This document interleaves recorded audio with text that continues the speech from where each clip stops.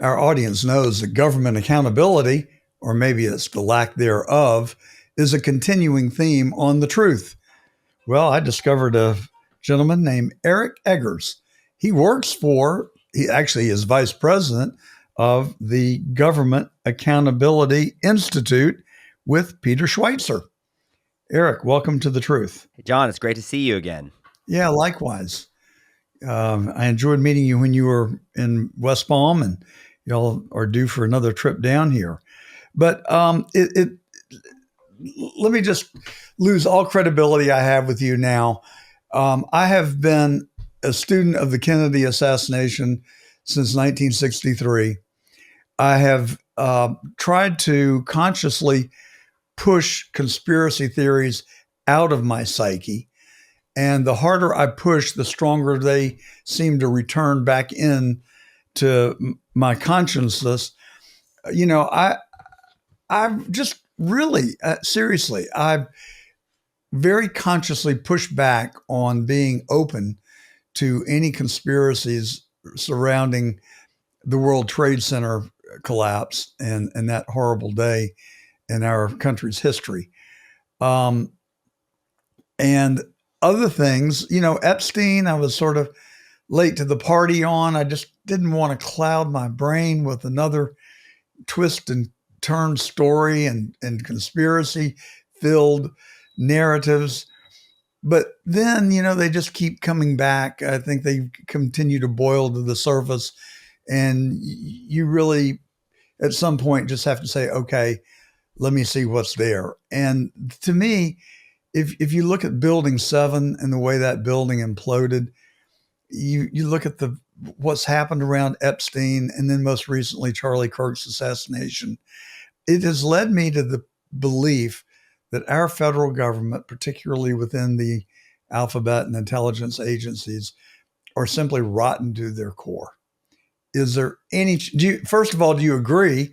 And is there any chance of reforming and getting our country back to a moral high ground? I mean, John, that's a tough pill to swallow, because to believe kind of even incrementally anything like what you just said, you'd have to believe that the intelligence agencies were capable of something like fabricating intelligence to support one political candidate over another, and allowing themselves to be used when that didn't work. Let's say, for example, hypothetically in 2016, and let's say they hypothetically fabricated intelligence to try to keep Donald Trump from being elected. And then when that didn't work, then you'd have to believe, however far-fetched this may sound, that they would then, these intelligence agencies, be willing to work, again, at cross purposes, they actively undermine the candidacy of this hypothetical president, in this case, Donald Trump, and actively suppress with like big tech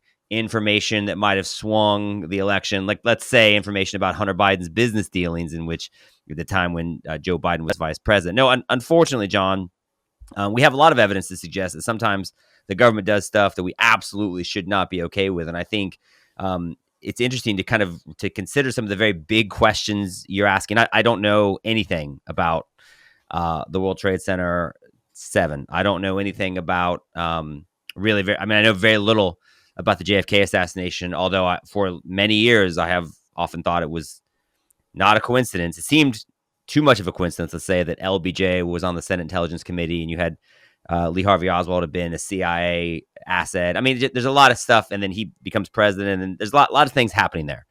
But again, that's from afar. We actually have had Gerald Posner on our podcast on a number of times, who wrote the book Case Closed, and you know he wants to push back, but I think he pushes back on the JFK assassination conspiracy stuff on technicalities, not on like, hey, what about these threads and strands? I think they're worth further investigation. All that to say, I don't blame people like yourself for thinking things you just think about when you look at what we actually do know and can prove, because what we just talked about is like those things did happen. The Clinton campaign knew they had an issue.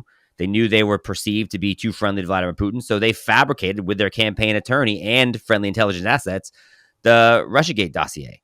And then they were able to, these same intelligence assets were able to keep very relevant, very real information, again, connected to one of our investigations about Hunter Biden's business dealings from being considered in the mainstream. And I think it would have swung the election in 2020. And then 4 years later, not saying this was the intelligence agencies, but we saw some forces convince the most powerful man in the country, the sitting president of the United States, Joe Biden, to give up his reelection pursuit against his will and replace him with someone who received 0 votes during a Democrat primary process, all the while telling us that his opponent, Donald Trump, was the threat to democracy. So the American people have been so consistently lied to for the last decade plus. I don't blame them for wondering what else they haven't been told the truth about. Well, I mean, we could spend the next hour talking about the things that I outlined and add on top of that the Hunter Biden laptop, Russia, the 2020 election,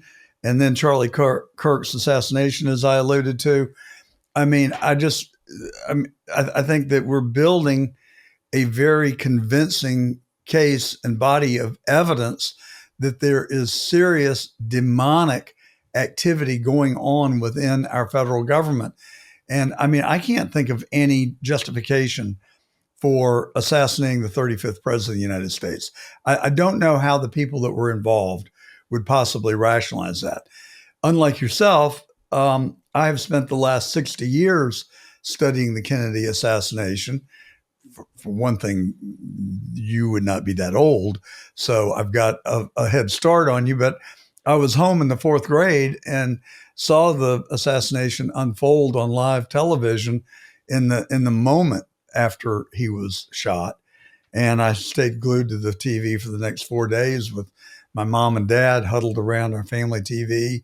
I saw John raise the American flag in the rotunda looking for his dad. I saw him salute the unmanned or the one horse carriage carrying the casket. I've visited Arlington Cemetery and the Eternal Flame, and I have retraced the motorcade in Dallas every step. I've gone to Oswald's rooming house where J.D. Tippit was shot, to the theater, and I've read the books. And there's just no doubt in my mind today that Johnson orchestrated it, that Dulles carried it out, and Hoover covered it up, because Johnson, as Roger Stone writes in his book, The Case Against LBJ, The Men Who Killed Kennedy, The Case Against LBJ, LBJ was about to be indicted for fraudulent and corrupt business activities with Billy Saul's Estes in Texas. And 2 days before Kennedy was shot, he told Evelyn Lincoln, his secretary, that he was going to remove Johnson from the ticket in 1964. And then Johnson's mistress said that you can watch her on YouTube, said that he came out of a meeting with very powerful people and said, after tomorrow, those SOBs will never embarrass me again. And then we have Dorothy Kilgallen, who went to Dallas and interviewed, and I'll stop after this, Jack Ruby, and came home and said, I'm going to blow the cover off the Kennedy investigation. Be sure to read the paper this week. And she woke up dead the next morning from an overdose of barbiturates. Her hairdresser, personal assistant, best friend said she never took drugs. She was happy. She would not have killed herself. And, oh yeah, her notebook was gone. So, I mean, it goes on and on and on. And Building 7, we're told, collapsed because of the foundation becoming compromised from the collapse of the Twin Towers. But it was 8 hours after Building 2 collapsed. And Kirk Weldon is really the best source on this. He's a former congressman from Pennsylvania. He's also was a fire captain. Said it was a controlled demolition. You just look at how the building imploded. It obviously is like all the buildings that we've seen that are demolished to make way for the new skyscraper.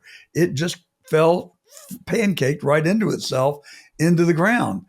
I.e., there's just no way that was, and every architect and engineer who's looked at it has said it was a controlled implosion. So I'll stop. I mean, I could ramble on for another hour. I won't do that to you. But my point is that these things are really disturbing to me. And this Russia thing, we have proof positive that it was, as you said, it was a hoax. It was made up. It was a lie. And it cost our country 3 years of the Trump administration and $40 million of the Mueller investigation. And for what? For somebody's greed and wanting political advantage. Well, and I'll give you one. I'll give you one more, John. Just a subject that I do know a decent amount about. I wrote a book on it. I wrote a book in 2018 called "Fraud: How the Left Plans to Steal the Next Election." And then the 2020 election happened. And in my book, I just said, hey, look, here are some examples of how voter fraud has occurred that are indisputable. I mean, talk about Kennedy, JFK, like it's widely acknowledged that the mafia helped JFK win that election in 1960 over Richard Nixon because of the mob and their effort to turn out dead votes or voters on behalf of dead people in Chicago. Well, in the primary in Virginia, I mean, he was. Yeah, so it's baked into our lore, right? But and then I said, hey, look, and by the way, the bipartisan commission has acknowledged the least secure way to cast ballots is via the mail or absentee ballots. And then COVID happened, and we conducted that election in 2020 with the most ballots ever cast in the least secure method ever. And you saw all the different anomalies in terms of the vote totals change in Atlanta and Detroit and elsewhere. And then we were told that it was the most secure and fair election in our country's history, and anybody that dared raise questions about it was deplatformed or censored. Straight out of the words of Brad Raffensperger, Secretary of State of Georgia. Yeah, and some people got arrested, as you're aware. So Trump just pardoned them. So all that to say, like I'm very familiar with the tension that exists between wanting to get the truth out and then forces that exist that try to say that truth is not the truth, but it's some wild conspiracy. And that is unfortunately, I think, why programs like yours. I do a podcast with Peter Schweizer called The Drilldown with Peter Schweizer, and it's one of the things we try to do is just tell people the truth, give them facts, and let them draw their own conclusions. You guys have just done phenomenal work. I've read both books, Red Handed and BloodMoney, and the influence, the undue influence of China in this country. And the evidence that we see that, I mean, General Robert Spalding says that we are at war with China as we speak. And he calls it the stealth war, and that never a shot will be fired.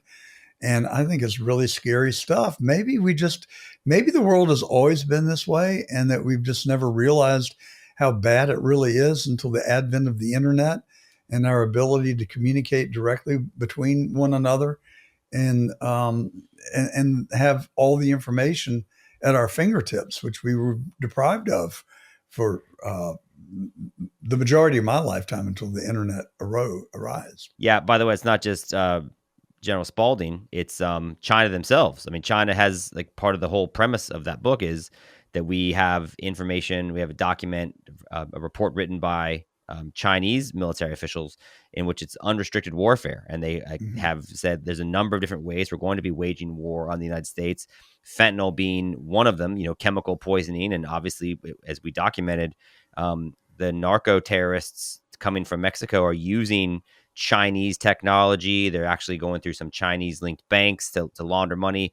And then obviously the chemicals for fentanyl, the precursor, comes from China. And that's been one of the things the Trump administration was holding China's feet to the fire on, even over some of these tariff negotiations. So, we've been fortunate to see, I think, when you provide facts that are as damning as the fact patterns are in that story and others, that actually real reform does happen. That's actually what we exist to do here at the Government Accountability Institute. Well, I really appreciate the work that you all are doing. Now, 2020, I have a little bit of knowledge on because I worked with the legal team in Georgia, Bob Shealy, Charles Bundren, Preston Halliburton, who brought a case against the Fulton Board of Elections. Judge Brian Amaro ruled that they had made a prima facie case and ordered the absentee ballots be unsealed. Well, Judge Amaro, because he was such a courageous fellow, 9 months later reversed himself and threw the case out based on standing.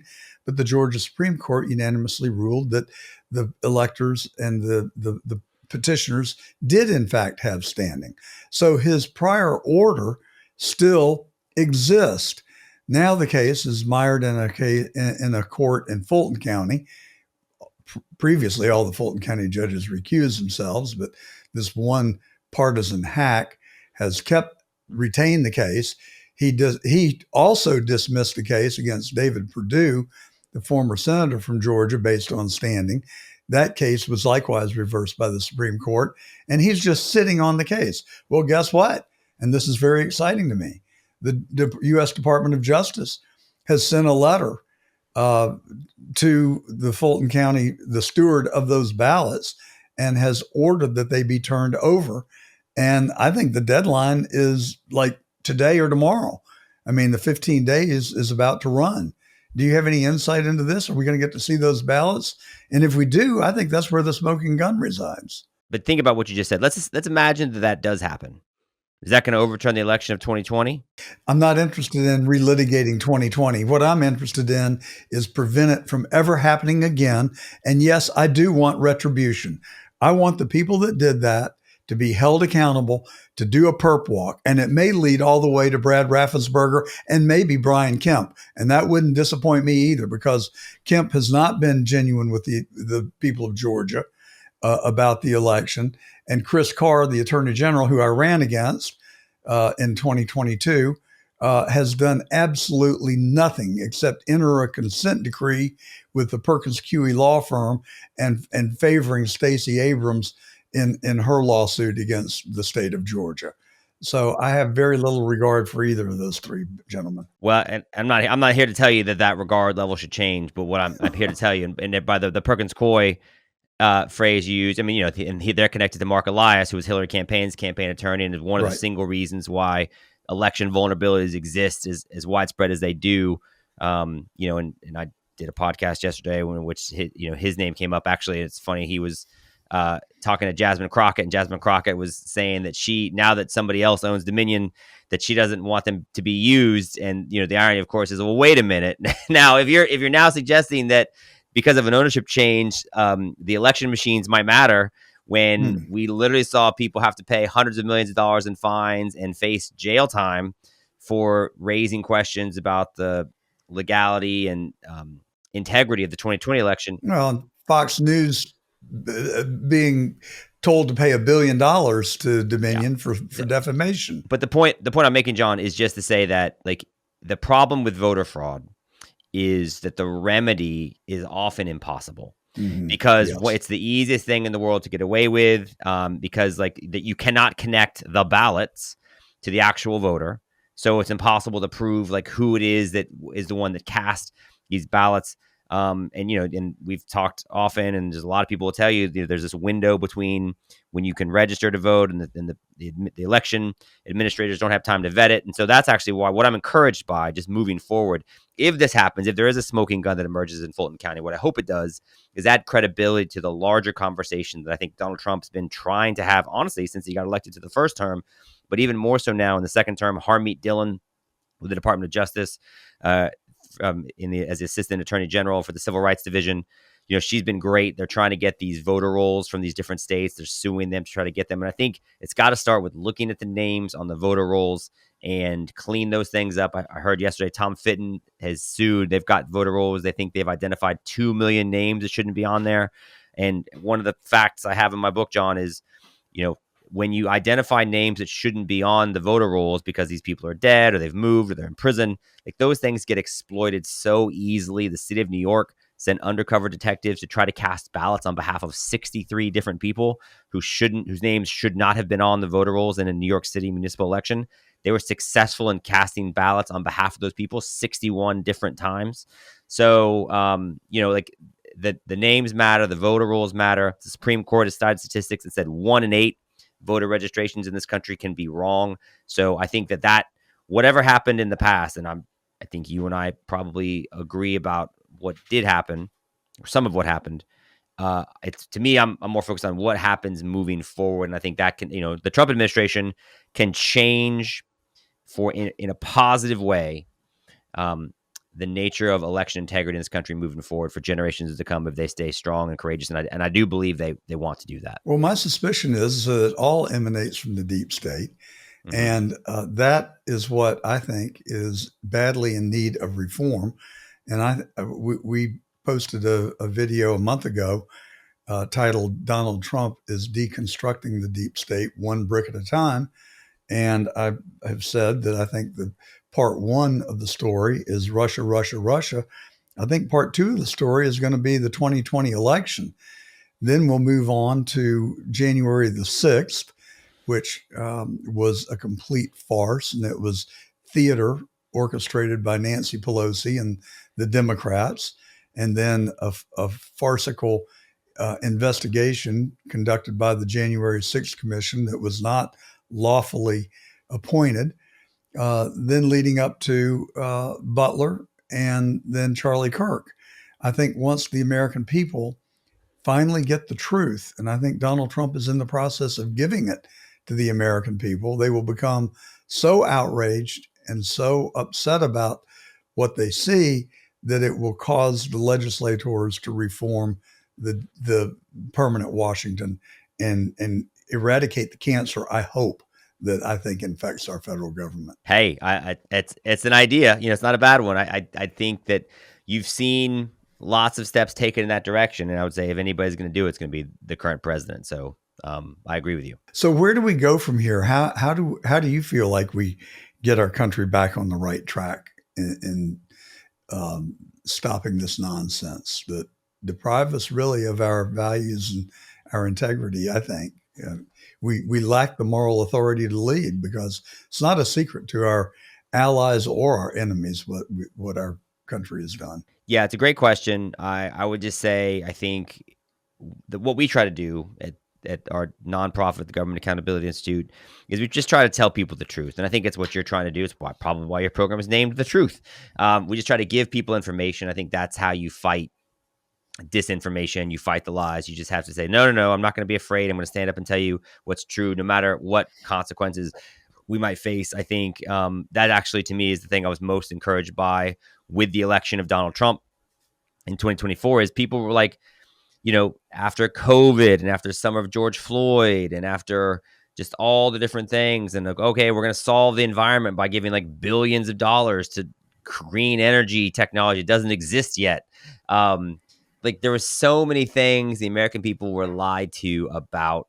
And what I think that the election of Donald Trump in 2024 represented is, you know what? We're smarter than that, because you don't control the information anymore. There's podcasts like yours. There's programs like the ones I'm involved in. And, Twitter exists now in a way that doesn't actively suppress information, but hopefully helps promote information that the mainstream media previously wouldn't have allowed you to have. And so, just think all the information you just kind of rattled off about the different stories that you care about. Like that's not stuff you got on this nightly news with Dan Rather. Like that stuff you can now find on the internet because information has been democratized. And so I think that's a very positive thing. And I think it's up to programs like yours and mine to continue to try to tell people the truth and trust that they will make their own decision, and remind people what the values of this country are. The values of this country are, the podcast we just did, and then kind of like, end with this, but the podcast we just did this week is about home ownership, and Donald Trump talked about the 50-year mortgage, but what he's really trying to do is make home ownership more affordable, and it's bucking back against the trend of how many fewer people are buying homes and owning homes. And that's because there are large forces at work that want us to be a nation in a world where you own nothing and are happy. There's a essay that was written in the World Economic Forum literally called that, "You will own nothing and be happy." And the name of the article was "Welcome to 2030." And so, it's important to remind people that we are a nation that believes in individual rights, individual property rights. We did an episode a couple weeks ago about the SNAP program and how that's become rife with fraud. And like, well, wait, just to remember, like, it's good to help people that need it.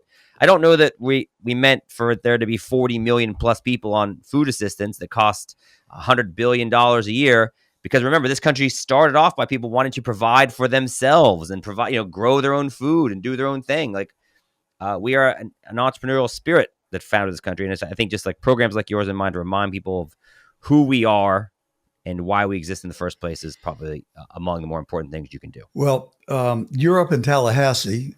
It's colder up there today than I bet it is down here in West Palm Beach. But we've got a governor's race coming up in just next year.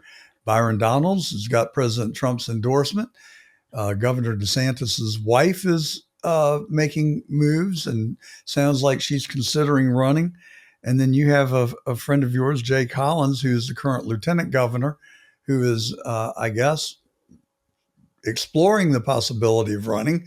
Maybe he's all in. I'm not sure. How do you make book on the Florida governorship? Well, listen, if you could see my Hard Rock betting app, you would not be asking me to speculate on making book on anything, John. I'll just tell you. That's, I make money doing several different things. Gambling is not one of them. But I would just say that, Byron Donalds has come out and has got the endorsement of Donald Trump. Of course, Ron DeSantis was able to become governor because he had the endorsement of Donald Trump. He was able to beat somebody who was considered the front runner at the time, Adam Putnam. And so many people were shocked when DeSantis was able to win that primary handily, by the way, for people who forget. I don't know. I would not be surprised if the current Lieutenant Governor, Jay Collins, whose backstory is, I think, quite inspirational. He's a military veteran, was injured in the line of duty, and over time chose to have his own leg amputated, and then requalified as an active duty, as an amputee, but requalified active duty special forces. Wins the Wounded Warrior Invictus Games, like runs marathons, almost sets a world record for marathon time. Is somebody. So his story is quite inspirational, and then his track record as a legislator and as somebody who worked in the business or nonprofit community is legitimate. And so I don't know. I think it'll be good. What did we learn from the Joe Biden thing? I think coronations are bad, and so I think the Democrat primary or the Democratic process exists for a reason. The primary process exists for a reason, and I think it'll be a good conversation about what issues matter to Floridians, because I do think the threat is real. We've had more people than ever come to Florida from not Florida, from blue states. And I think, we want to keep Florida free and not make Florida more like Washington. We want to make Washington more like Florida, not the other way around. Yeah. And so I think it's important that we find somebody that does a good job of that. We welcome those people to our state. We just don't welcome their politics. So come to Florida and enjoy it, but leave it alone because you came here because you like it. Don't change it. We don't want you to change it, especially when it comes to our politics. So you're up there in Tallahassee. Are you on the ground and you actively engaged in state government and Florida politics? Not really. No. I mean, we focus primarily on the federal level here at the Government Accountability Institute. We happen to be located in Tallahassee, but that's just byproduct of happenstance. Peter Schweizer has been here for a long time. And, I was one of his first hires when we started this organization in the fall of 2012. And so it's been a fun ride, and we've been able to make a big difference. And, Steve Bannon helped co-found our organization, and, he obviously joined the Trump administration and has been a significant voice for freedom. And so we just want to continue to educate people and, push back against the forces of cronyism and corruption in our federal government. Well, keep doing that good work. Jay Collins is Lieutenant Governor. Does he preside over the state Senate as the Lieutenant Governor does in Georgia, or not? John, I didn't know I was going to have a civics exam here, buddy. I'm sorry.